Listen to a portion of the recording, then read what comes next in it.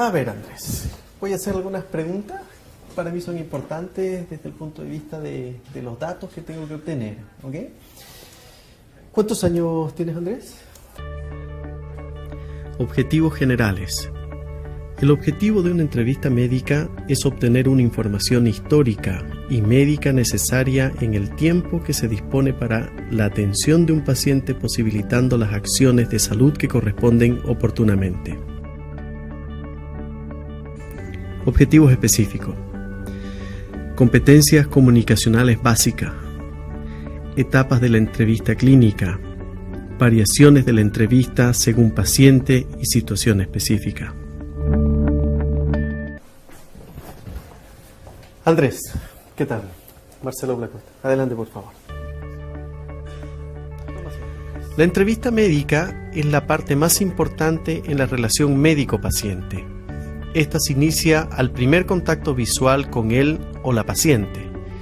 Un saludo cordial y afable es posiblemente la primera señal de empatía que puede uno transmitir a quien viene a consultar a un profesional de la salud. Dar la mano es un contacto corporal muy relevante y significativo, más aún si en ese instante hay un contacto visual entre ambos. Hola Evelyn, buenos días, soy la doctora Ofil, me llamo Magdalena, pasa, permiso. Quiero partir un poco con algunas palabras del doctor Ríos en su experiencia. Esto es una conversación coloquial. ¿Qué es la relación médico-paciente, doc, para usted desde su punto de vista como internista, en lo que usted se ha movido? Bueno, desde el punto de vista general, la relación médico-paciente es lo mismo que la relación entre dos personas. La relación médico-paciente tiene una característica. Los enfermos van siempre asustados y los médicos nos creemos medio macanudos. Entonces, se establece una diferencia de altura que es lo que hay que vencer inmediatamente. Eso en general. ¿Y en qué lugar estamos? En el Hospital Docente de la Universidad del Desarrollo. Perfecto. La entrevista médica necesita un ambiente adecuado para realizar este encuentro. Cuando éste se realiza en una consulta o policlínico, la privacidad acoge la confianza. Cuando éste se realiza en salas de pacientes hospitalizados, se prestan a limitaciones de la información por parte de ambos, médico y paciente. Tanto médico como paciente deben estar cómodos para iniciar una conversación bidireccional. El primer consejo que yo les puedo dar de la práctica médica es que cada vez que ustedes enfrenten a un paciente, ustedes estén cómodos. El paciente siempre va a estar cómodo. Va a estar en una silla, va a estar acostado, puede estar sentado. ¿Y cómo estamos la mayoría de los médicos? Estamos de pie. ¿Y qué es lo que pasa después de 10-15 minutos de estar de pie? Uno se cansa. Y cuando uno se cansa, ¿qué hace? Apresura la historia. Cada vez que ustedes hagan una historia médica, una entrevista, pónganse cómodos. Traigan una silla al lado del paciente. Primer consejo, médicos cómodos para hacer una entrevista que sea tremendamente agradable. Sabiendo que el 80% de la historia clínica está concentrada en la entrevista médica. ¿Has notado algún bulto, alguna tumor en la mama? No, la verdad es que no me... ¿Casada? ¿Soltera? Soltera. ¿Pareja estable? Sí. El médico debe ir registrando la información a medida que fluyan datos relevantes. El registro actualmente se realiza en computadores u ordenadores, pero convencionalmente se ha hecho con lápiz o papel. La mayor parte de las veces el registro es una interferencia comunicacional, pero debemos entrenarnos en el equilibrio de la escucha y el registro. ¿Y tu hermano? ¿A qué te dedicas, Andrés? Estudio teatro. Y estoy en mi último año. Tu último año. ¿Esos son 4 o 5 años? 3 años. 3 años. Evelyn, cuénteme, ¿por qué viene a ver? Andrés, ¿cómo estás? Buenas tardes. Muy bien, gracias, doctor. Cuéntame, ¿qué te trae por estos lados? Bueno, vengo porque tengo un dolor en el codo de hace como 2 semanas. La primera pregunta de la entrevista debe ser abierta y con el nombre del paciente. Por ejemplo, don Carlos, cuénteme qué lo trae por acá. Posteriormente debemos dejar hablar al paciente espontáneamente, permitir al paciente expresar su mayor preocupación y lograr saber su real molestia depende exclusivamente del tiempo brindado que se le da. En esta etapa de la entrevista, el error más frecuente es que los médicos intenten dirigir la historia del paciente. Mientras mejor se explique el paciente, mejor para el profesional entender la razón de su visita. Aquí hay muchos ejemplos que los viven en el día a día. Yo quiero escuchar un poco lo que ustedes han vivido. A mí me pasó un poco que en tercero, al empezar con semiología, lo del checklist era difícil de no hacer. Y ahí uno tendía mucho a usar las preguntas dirigidas. Antecedentes mórbidos, antecedentes familiares, etc. Y después cuando uno ya va adquiriendo más práctica clínica, se da cuenta que las preguntas abiertas generan una mucho mejor relación y generan que la información vaya saliendo sola, y ahí es mucho más fácil usar ese recurso para no hacer una encuesta al paciente y realmente hacer una entrevista. Y ahí uno se da cuenta que de a poco va dejando las preguntas dirigidas a cosas del final muy puntuales que no te quedaron claras, pero las preguntas abiertas como que es algo que es lo principal para obtener información sin transformarla en una encuesta. Suraj, pásale. Gracias, Mariana. Un problema que tuve yo en tercero al principio con la entrevista médica fue que al iniciar la entrevista con pacientes que eran muy dispersos, la entrevista se me hacía muy larga, con preguntas abiertas al principio. Y en el fondo lo que tenía que hacer era terminar con preguntas dirigidas, porque si no el paciente se me iba por las ramas y me terminaba hablando de toda su vida y yo nunca terminaba de terminar la anamnesis. Entonces, no sé, yo le quería hacer una pregunta. ¿Cómo enfrenta usted esos casos de pacientes tan dispersos y cómo limitar la entrevista a más bien terminar la anamnesis en el fondo? Lo que está comentando en este minuto, por ejemplo, Suraj, es eso. ¿Cómo hago yo para saber con quién estoy? Un secreto. Tú saludas al paciente, lo dejas cómodo y lo dejas hablar. En los primeros 2 minutos tú sabes si estás frente a un paciente tímido, si estás frente a un paciente que es tremendamente disperso, tremendamente adecuado, es un paciente de orden psiquiátrico, etc. Oye, los primeros 2 minutos tú estás trabajando demasiado toda tu capacidad mental, toda. No estás tocando nada, no vas a usar esto. Lo único que vas a saber si es que el paciente que tienes al frente te va a dar la historia que tú quieres o no. ¿Por qué viene a consultar hoy día? Bueno, yo vengo a consultar porque hace como 3 días desperté y tengo como una molestia en el ojo derecho. Me queda como que veo borroso. Un dato importantísimo al inicio o durante el comienzo de la entrevista médica es lograr el motivo de consulta o molestia principal. Es a través de este que el profesional debe lograr la mayor cantidad de información de síntomas para pensar en una hipótesis diagnóstica. Posteriormente deberá encaminar correctamente los principios de la anamnesis. A mí como geriatra me sucede mucho, pero no solamente las 4 o 5 molestias que trae el paciente, sino las 3 más que trae la hija. Eso es muy habitual. Y si se le ocurre a ese paciente o a esa familia venir con la cuidadora siempre trae otras 2 preguntas más. ¿Qué es lo que uno hace? Deja el espacio libre para poder identificar cuál es el pez gordo. Hay que saber pescar. Y saber pescar significa cuál es la presión más grande cuando uno está frente a estas personas. El problema principal siempre va a pesar mucho más que el resto. Yo insisto, el concepto es dejar hablar. Por sí solo, todos estos problemas que quedaron en el espacio entre los consultantes y el consultado va a salir a flote y los otros van a decantar solos. Pero el principal problema se queda ahí latente. El problema es cuando uno engancha con lo que uno quiere escuchar. Si obviamente yo soy un experto en la parte cardiológica, por ejemplo, y me están hablando de que el paciente está estítico hace 6 meses y que le duele la rodilla, pero no es mi tema, y por ahí aparece un tema de orden, un poquito de dolor al pecho, yo como consultado puedo dirigir esto a eso. No es honesto, porque la molestia principal va a salir en forma espontánea y le va a dar el lugar cada uno de los protagonistas de la situación a lo que hay que hacer. En otras palabras, hay que saber entender hacia dónde se mueve el problema de mayor prioridad. Todos son problemas, pero no todos son prioridad. Y para eso hay que escuchar. O sea, yo siempre hago eso y creo que todos lo hacemos. A mí me gustaría escuchar un poquito al doctor... Perdón, Fabián, ¿quieres comentar algo más? O sea, estoy completamente de acuerdo con eso. Y lo otro, también asegurarle al paciente en ese sentido que todas sus molestias van a ser tratadas, pero primero vamos a comenzar viendo lo principal.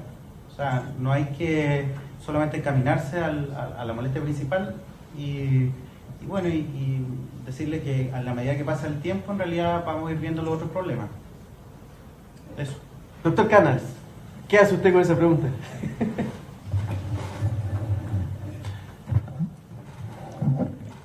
Bueno, yo comparto contigo. Lo primero que uno hace es escuchar y identificar la molestia principal. Una vez que uno obtiene la molestia principal, uno tiene que tratar de ver cuál es la prioridad de esa molestia respecto del conjunto.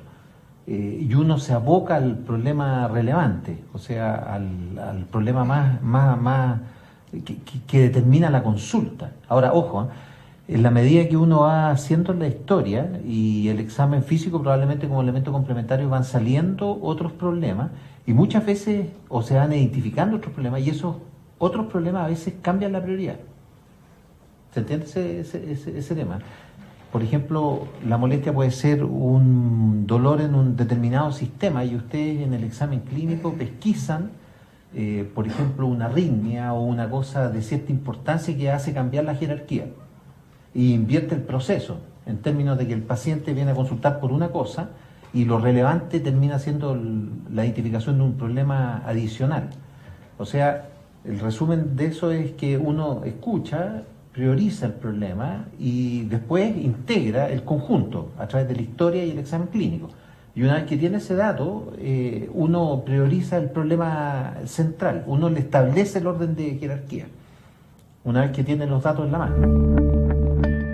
Y cuéntame, ¿cuántas parejas has tenido a lo largo de tu vida? Aproximadamente unas parejas sexuales, de todas maneras. Unas 5. ¿Ya? Estables, sí, que duran un tiempo. ¿Y ocasionales? La confidencialidad. El paciente tiene que estar seguro de que toda información brindada por él será mantenida en estricto secreto. Esa es la parte más complicada, los tiempos. ¿Qué otro problema en la relación médico-paciente? Que cuando uno debe hacer preguntas de orientación sexual o consumo de droga o cosas más íntimas y hay mucha gente en la sala y todos los pacientes están escuchando, es difícil como poder hacer lazo para hacer ese tipo de preguntas o acercarse. Absolutamente. Si hay algo que realmente es difícil, es respetar la confidencialidad. Actualmente ya es un tema abierto el tener pareja del mismo sexo. Cuando ese paciente cae en una sala común, ese paciente no puede expresar, por mucha libertad que él sienta, su condición sexual. Yo tengo una pregunta para el doctor Carmona. ¿Cómo uno se enfrenta a la situación cuando viene una paciente adolescente con su mamá? Porque claramente hay temas que ninguna de las dos va a querer contar en frente a la otra. Sí, eso es interesante porque se da bastante frecuente, tanto con ginecólogos hombres como con ginecólogas mujeres. Bueno, ahí hay algo importante también que tiene que ver con la edad. Realmente son menores de 18 y ahí la paciente es la niña, es la adolescente, ¿ya? Y por lo general a veces viene de forma espontánea o muchas veces la trae la mamá. Y ahí lo que uno tiene que hacer es enfrentar la entrevista hacia la paciente, hacia la niña adolescente. A veces y les va a tocar que se va a meter la mamá. Y va a decir, no, es que esta niñita está pololeando hace tanto tiempo y yo la traigo porque quiero que se cuide. Siempre tratar de enfocarse, me parece muy bien, mamá, señora, pero enfocarse ojalá a la paciente adolescente. Y en el momento en que estamos llegando a un terreno que puede ser complejo, porque tenemos que preguntar si la niña empezó la actividad sexual, o si la niña usa métodos anticonceptivos, o si consume drogas, o si la niña fuma, porque de repente pasa que las mamás o los papás idealizan a esta niñita que es mi guaguita, qué sé yo, y a lo mejor la niña hace rato ya que dejó de ser la niñita ideal, la niñita guaguita que está frente a ellos. Y ahí lo que uno hace o lo que uno puede hacer, dependiendo de las condiciones, es pedirle gentilmente a la mamá que lo deje conversar unos minutitos con la paciente, ¿ya? No mandarla para afuera, decirle, ¿sabe qué, señora? Váyase, o venga con la hija sola, sino que dejarla hacer unos minutitos, preguntarle si le parece bien, si se puede, y uno ahí hacer las preguntas más concretas respecto a actividad sexual, a uso anticonceptivo, a consumo de tabaco o de droga. Y se van a encontrar con que a veces las pacientes ya han conversado esto y no tienen en el fondo ningún secreto. Otras veces sí, y ahí lo que uno tiene que hacer es mantener la confidencialidad, y uno puede sugerir, ojalá, sabes que sería bueno que esto lo conversara y lo hicieras transparente con tu familia, pero ahí uno tiene que enfocarse en el fondo en la paciente, al adolescente. Los temas pueden ser súper complicados, pero al final les va a tocar, y la mayoría de las veces les va a tocar, que las consultas siguientes las cosas han cambiado. Si ustedes han conversado con la niña y le hacen ver que en el fondo hay una preocupación de los papás, se van a encontrar con que no tienen ya que guardar secretos y echar a la mamá para afuera un ratito, sino que ya ha habido conversación a ese respecto. ¿Cómo te diste cuenta que no podías ver por ese ojo? Porque desperté y veía como eso que le contaba, un poco nublado. Correcto. Pero cuando me di realmente cuenta fue en la noche, cuando venía manejando. Perfecto. Y esto fue en forma súbita entonces, no es que hace un tiempo vienes experimentando disminución de la visión. Habilidades básicas para entrevistar. Observar. Una observación cuidadosa y adecuada hacia un paciente puede brindar mucha información sin necesidad que exista comunicación verbal. Sí, tengo un poco de frustración, de rabia. Con él, conmigo, con todo. Entonces no... Escuchar activamente. El médico debe escuchar y motivar al paciente de una forma abierta y acrítica. Tratar de estar relajado pero atento. Ser asertivo para no inhibir la expresión del paciente y su deseo de relatar problemas de naturaleza sensible. Mientras menos diga el médico durante la entrevista, más dirá el paciente. Que yo encuentro difícil cuando a uno le están contando algo como impresionante o fuera de lo común, no poner cara o no cambiar el tono de voz. No sé, hay un paciente que tenía 15 infartos, ¿cómo mantengo, no sé la cara de póker, pero cómo no impresionarse? ¿Y qué haces tú? ¿Qué crees tú que puedes hacer? No sé, yo he puesto la cara, entonces no sé. De eso se trata, Trinidad. De eso se trata. Yo te voy a contar qué cosa es más difícil que eso. ¿Te va a suceder? Pues nos ha sucedido a todos. Entra un paciente y dice, pucha doctor, qué rico verlo.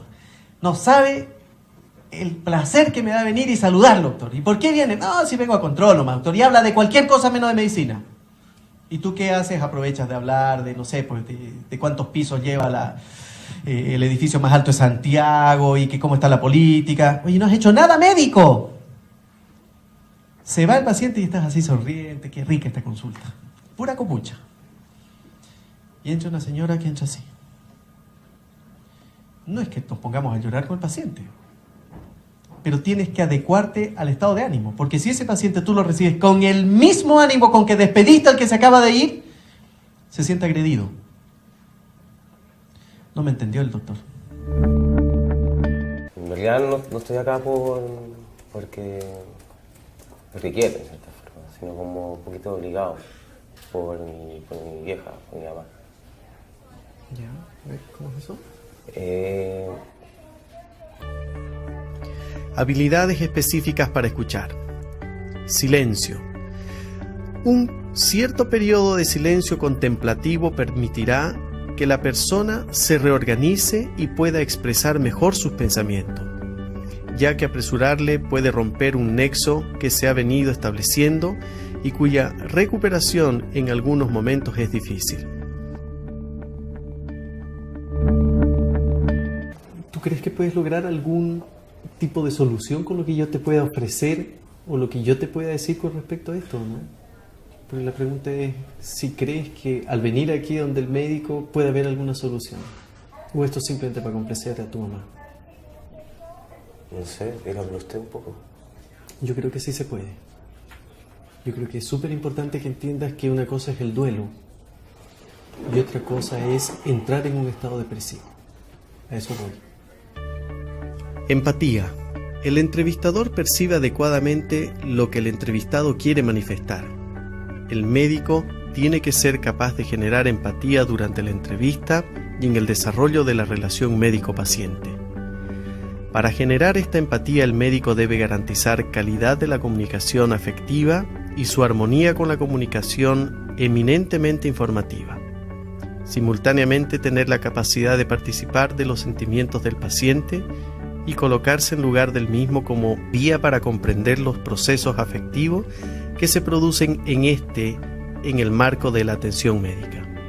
El grado en el que el paciente y el médico desarrollan un sentimiento de comprensión mutua es un indicador de importancia de la entrevista médica.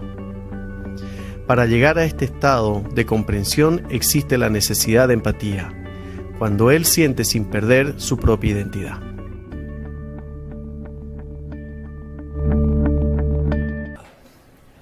¿Para orinar ha tenido alguna dificultad, alguna molestia en el último tiempo? No. La Coca-Cola nomás me produce problemas. ¿Lo hace orinar más seguido? Me genera dificultad. ¿Dificultad para orinar? Ya. Sí. ¿Cómo lo nota eso usted? ¿Tiene que hacer más fuerza para orinar? Claro. Sí, trato de no tomar tanto. El médico debe mostrar aceptación a su paciente admitiéndolo tal como es sin reprocharle sus conductas y planteamientos y mostrarle el respeto que merece como ser humano. Es que en realidad no tiene que ver como es en sí la forma en que se mató. Ok. ¿Y qué tiene que ver? Tiene que ver como con algo no solucionado, con un poco de rabia, la realidad. ¿Tú dices frustración dentro de la...? Sí, tengo un poco de frustración, de rabia. Parafrasear. Se entiende como la repetición en las propias palabras del médico de lo expuesto por el paciente. Este breve replanteo de lo que el paciente ha expuesto les da a ambos la posibilidad de corregir errores o malas interpretaciones. Recursos de entrevista verbal. El silencio. Facilitación. Confrontación. Interpretación. Aceptabilidad. Reflexión. Soporte o apoyo o empatía. Transición. Mi mamá me ha estado insistiendo que tengo que venir al doctor. Ella dice que estoy como medio depresivo, según ella, yo creo que no. Y no sé, vine acá como a ver en realidad, cómo va a salir. Okay. Silencio. Es útil en los pacientes poco habladores. Se debe permanecer en silencio, prestando atención y manteniendo contacto visual directo. Es importante utilizar el silencio en forma correcta. Si hay un excesivo uso de este, el paciente puede malinterpretar como un gesto de indiferencia o falta de conocimiento. ¿Te han operado alguna vez? Sí, me saqué el apéndice. ¿Ya? Pero fue un error porque no fue apendicitis, sino que el doctor me explicó que fue una gotita de sangre que me cayó en el peritoneo. Entonces eso me provocó el dolor. Y de pasadita me sacaron el apéndice igual, pero no más que eso. Aprovechando que están ahí. Aprovechando la intromisión en mi cuerpo, claro. ¿Ya? Facilitación. Esto promueve al paciente a continuar hablando sobre el tema y puede hacerse a través de gestos con las manos o asentir la cabeza o palabras cortas. Ejemplo, continúe por favor. Siga. Sí, yo creo que tiene que ver con un resfriado, porque casi todo lo que está en mi familia, mi mamá, mi hermano, estaban resfriados, entonces parece que ahí vine yo a resfriarme. Claro. Y actualmente tú me decías que estás con tos. ¿Y esta tos es seca o con expectoración? Confrontación. Busca resaltar algo específico de la historia a través de dirigir la entrevista a un hecho relevante que para el paciente no parece importante, pero sí para el entrevistador. El exceso de confrontación arriesga la relación médico-paciente. No sé si que me cae bien o me cae mal, pero como poco. Como que no puedo comer como con normalidad. No es que coma poco porque tiene susto que le pase algo, sino porque no siente ganas de comer. Claro. No siente ganas de comer. Interpretación. Ir interpretando al paciente conduce y ordena mejor al relator. Esto se logra a través de la interferencia durante el relato del paciente, pero debe ser sutil y coherente. ¿Alcohol toma? Lo social, ¿no? O sea, estando solo yo, la verdad es que no tomo, no me dan ganas de tomar nada. En una fiesta me tomo un par de cervezas, más un vaso de vino, porque pero moderado en general. No, de ella me patea, no me gusta, me empieza a dar asco el alcohol. Aceptabilidad. Demostrar al paciente que uno lo acepta como tal en todo contexto personal y como ser humano. Y a partir de ese trabajo fue que comenzó este dolor. Ya, ese dolor es muy fuerte. ¿De qué intensidad es ese dolor? Si tú tuvieras que ponerlo en nota de 1 a 10, ¿qué nota le pondrías a ese dolor? Como un 6, igual es como una molestia, más que un dolor muy fuerte. ¿Se irradia hacia alguna parte? ¿Se te va hacia algún lado? No, es como más acá, el lateral. Reflexión. Técnica que debe usarse para hacer énfasis en algunas partes de la historia que obliga al paciente a detallar más en esa parte. Mi mamá me ha estado insistiendo que tengo que venir al doctor. Ella dice que estoy como medio depresivo, según ella, encuentro que no.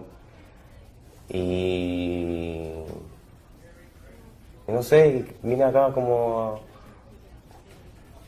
a ver en realidad, como a saber. Okay. Cuando una madre uno lo encuentra depresivo es por algo, porque no hay quien lo conozca mejor que una madre uno. ¿Compartes eso, no? Sí, ok. ¿Por qué crees tú que te encuentras medio depresivo? ¿A qué se refieren? ¿Qué es lo que notan ellos que probablemente a ti no te llama la atención? Soporte o apoyo, empatía. Es una actitud de poder reconocer los sentimientos del paciente.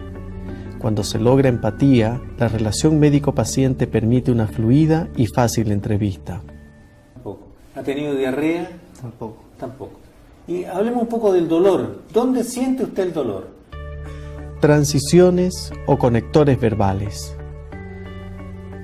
Técnica que permite conectar un problema con otro sin perder la coherencia de la historia y uniendo problemas. Ejemplo, ahora me gustaría saber, o ahora le voy a hacer unas preguntas respecto a, o hábleme sobre. Recursos de entrevista no verbales. Postura, proxemia, contacto físico, contacto visual, tono de voz, toma de notas, manejo de distractores. Ya, ahí te molesta más, ¿eh? ¿Has sentido molestia en otras articulaciones además? Por ejemplo, en el otro codo, en las manos, en las muñecas, ¿o es solo en esa zona? No, solamente el codo. Solamente en esa zona. ¿Ninguna otra cosa importante que hayas tenido en este momento, como por ejemplo fiebre, transpiración, baja de peso, nada importante al respecto? No. Postura. Siempre una postura que refleje actitud de escucha e interés en lo que va a decir el paciente. Nunca una postura a la defensiva y menos de desinterés. En una consulta, los colores, la postura, etcétera, son parte de. Hay posturas que son tremendamente defensivas por parte de los pacientes. El paciente que está con las piernas cruzadas y con los brazos cruzados, muchachos, mientras no baje la guardia, no van a lograr ninguna información clave. Eso se los advierto. Por lo tanto, es preferible hablar de cuál es el entorno de su familia, con quién pololea, lo que ustedes quieran. Hasta que baje los brazos, el paciente que abre la guardia, ustedes comienzan a introducirse. Y este es un juego psicológico, ¿eh? Es lo mismo que el doctor que está echado así para atrás. Es como que toda la información viene y pasa de largo. No penetra. Así lo leen los pacientes. Lo operan, le hacen la quimio, se pone más mal. Mal, depresivamente mal. Porque no podía trabajar, tenía todo un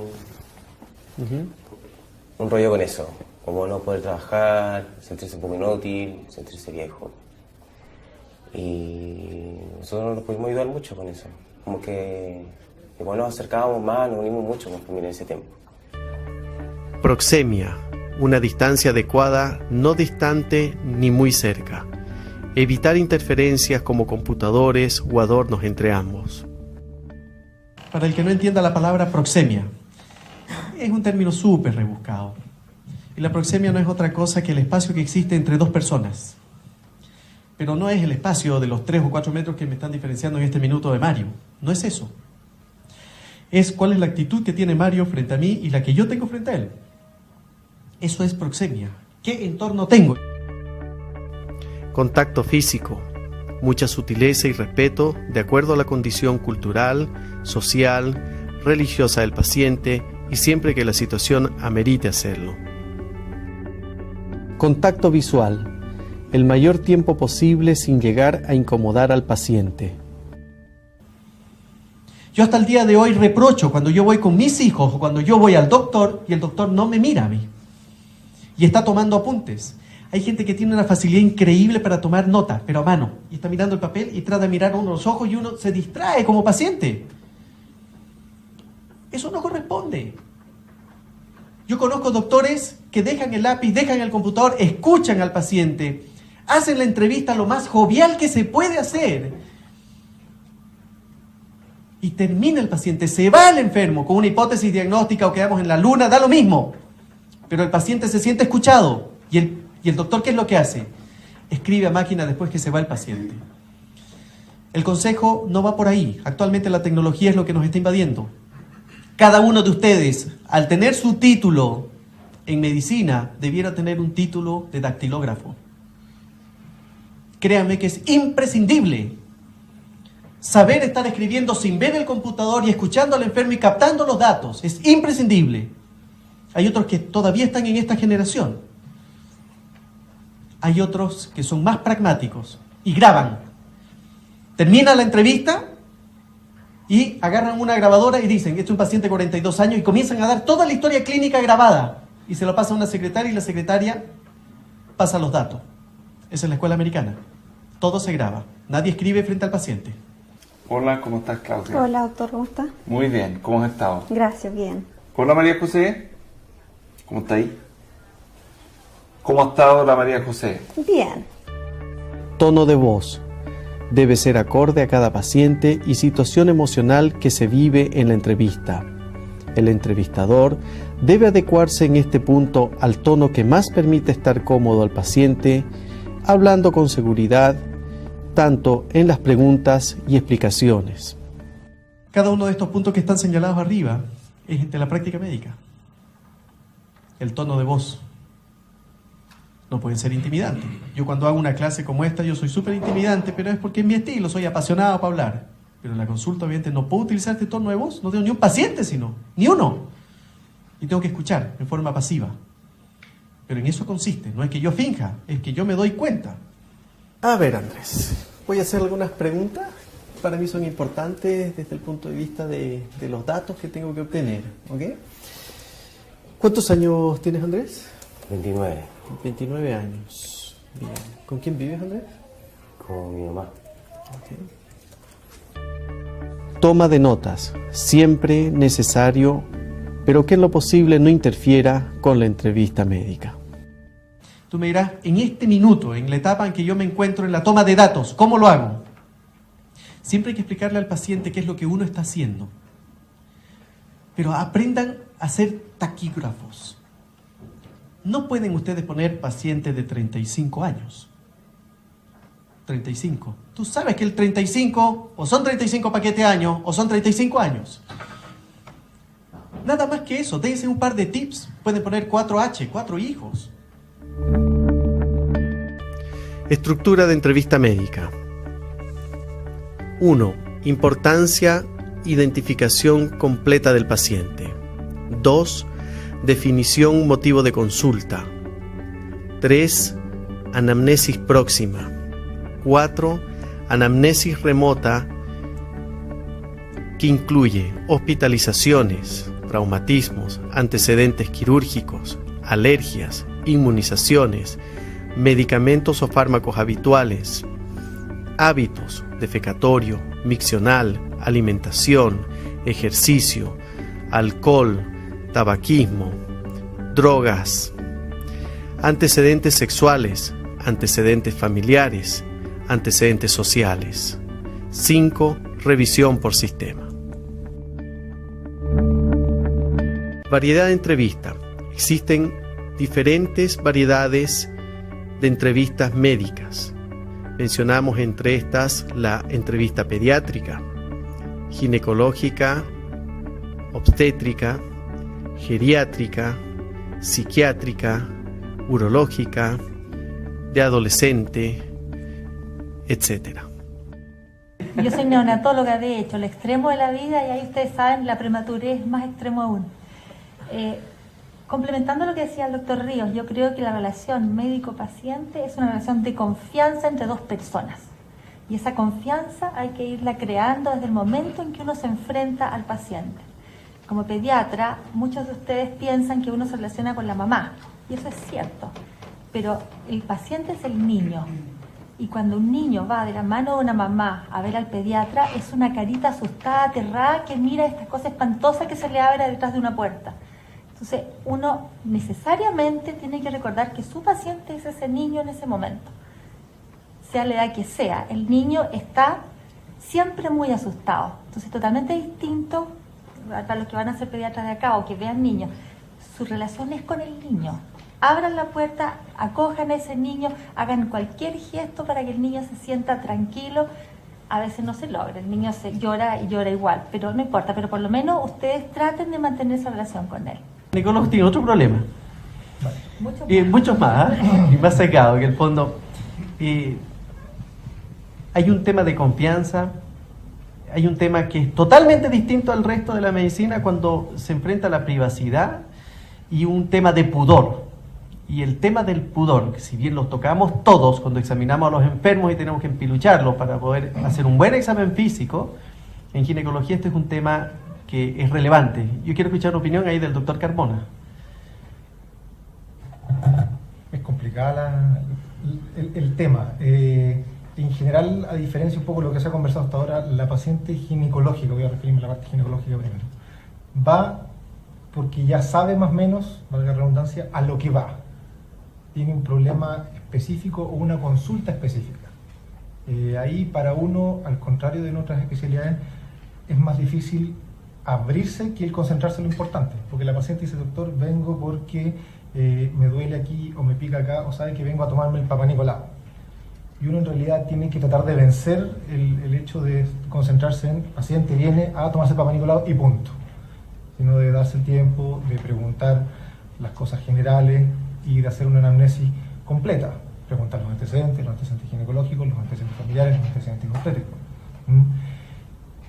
Y respecto, bueno, una vez que uno ya tiene esa parte relativamente cubierta o abarcada, el tema del pudor también, bueno, uno es el pudor de la paciente por un lado y es el pudor que tiene uno frente a la paciente. También se los va a ir dando la experiencia. El tema del trato con la paciente, lo que nosotros tratamos de inculcar al comienzo, es tratar de mantener una distancia, más que una distancia de verticalidad, de que yo soy el médico y yo sé más que usted, versus usted que no está viniendo a preguntarme, es más que nada una distancia de mostrar respeto. Tratamos de decirle a las pacientes, tratarlas de usted al comienzo, y a medida que ya se puede ir desenvolviendo en la entrevista o en las consultas sucesivas, ir viendo cómo se desenvuelve la paciente frente a uno, y a lo mejor un tuteo, siempre y cuando uno ve que no es una incomodidad, sino que va facilitando la relación empática, hasta el momento del examen propiamente tal, que uno tiene que mandar a la paciente al baño, obviamente, y la paciente tiene que acostarse en esta camilla, que de empática no tiene absolutamente nada, ya, como muchas saben acá,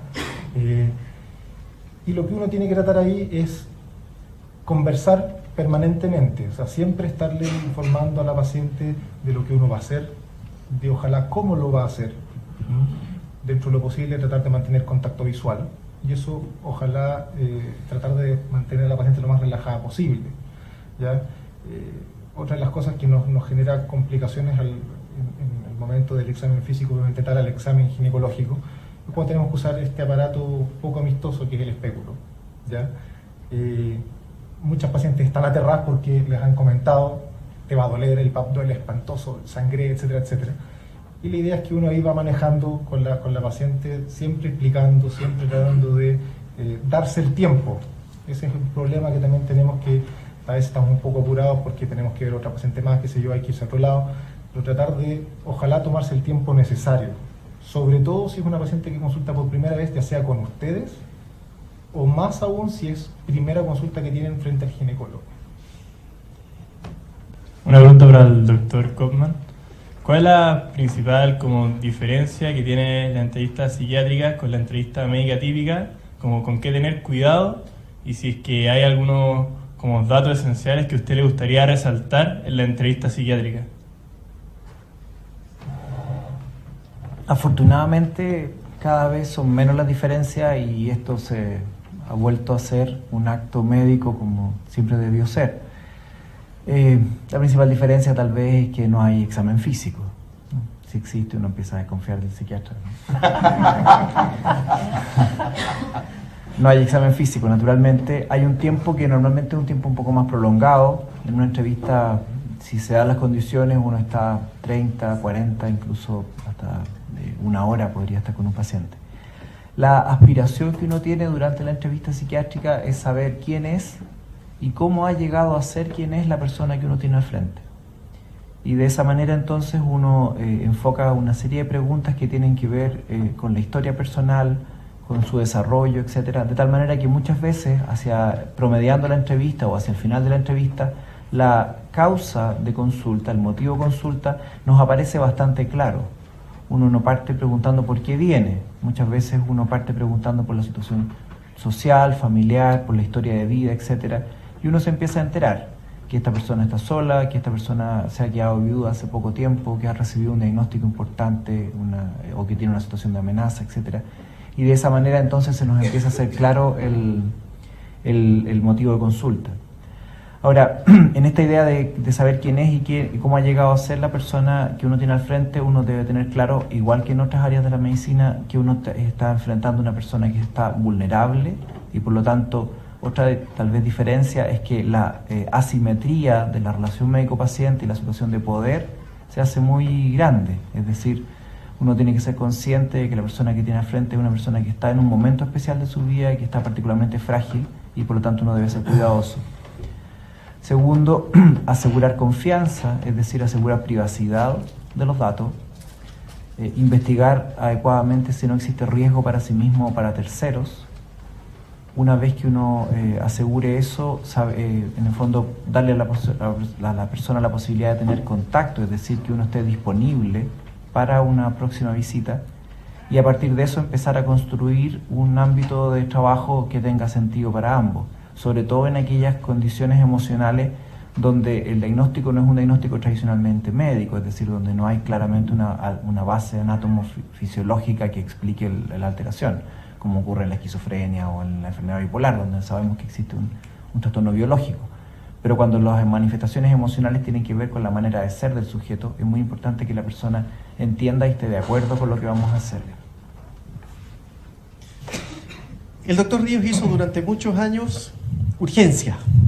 Cuando uno trabaja en servicio de urgencia, la entrevista médica se limita a un sinfín de variedades. ¿Y qué significa esto? La palabra urgencia. ¿Cuándo es una urgencia? ¿Cuándo es una emergencia? ¿Y qué pasa con la entrevista médica, doctor? Porque una cosa es trabajar con riesgo vital y otra cosa es estar sentado en el consultorio, en la consulta. Bueno, la consulta urgente, es decir, si hay un riesgo vital, porque esto no es o blanco o negro. Cuando hay un riesgo vital y el enfermo se está muriendo, son pocas las cosas que vamos a preguntar. Y vamos a juzgar en muy pocos minutos, este enfermo se está ahogando, hay que ventilarlo. Este enfermo está choqueado porque ha perdido sangre, hay que reponer volumen. ¿Ah? O sea, son cosas que afortunadamente salen bastante fácil del examen de mirar al enfermo. Ahora, cuando el enfermo está con un cuadro agudo, sobre todo un cuadro agudo de dolor, yo creo que ahí hay que preguntar muy pocas cosas también, porque si el enfermo tiene un cólico renal, que ustedes han tenido cólicos renales, algunos seguramente, es un dolor bastante fuerte. ¿Ah? Entonces, mire señor, y usted en la mañana cuando hace pipí, ¿es blanca, colorada o a los 2 minutos grita y ya la relación médico-paciente se pierde? O sea, eso es una cosa que no tenemos, que no se puede perder. Yo creo que un poco homologable a la relación del enfermo también, que se le va a hacer algún procedimiento no ginecológico, por ejemplo, tacto rectal. Van ustedes con pudor, médicos jóvenes, y el enfermo también tiene pudor. El pudor del médico es contagioso, ¿eh? O sea, si los ve con susto, se muere susto el enfermo. O sea, lo primero es que hay que esconder un poco nuestro pudor y explicarle, no en forma, digamos, en forma clara, ¿eh? Sencilla, en pocas palabras, sin ocultarle nada, qué es lo que le van a hacer y que es un examen importante para su enfermedad. Y ahí se puede hacer.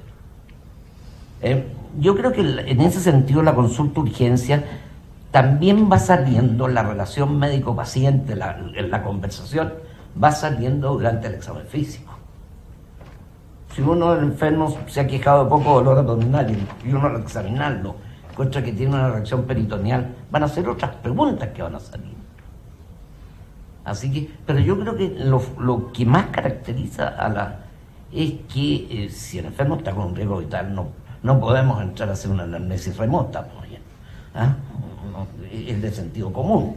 Y si el enfermo está con mucho dolor, ojalá a lo mejor calmarle un poco el dolor y después reinterrogarlo. Eso es lo que...